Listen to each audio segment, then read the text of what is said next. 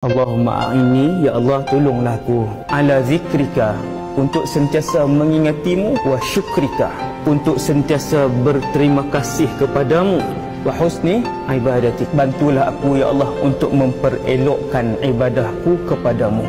Doa ni Nabi ajar kepada Sayyidina Muaz. Kita jarang meminta, sedangkan Allah itu suka manusia yang paling banyak memohon kepada Allah.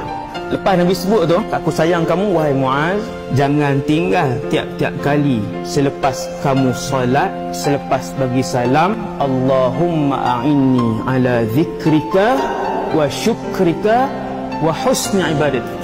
Ibu ayah sekalian, manusia bila dia jadi orang yang paling mengingati Allah, orang yang paling berterima kasih kepada nikmat yang tak boleh dikira daripada Allah, dan orang yang paling baik ibadahnya, maka dia adalah manusia yang paling baik di sisi Allah SWT.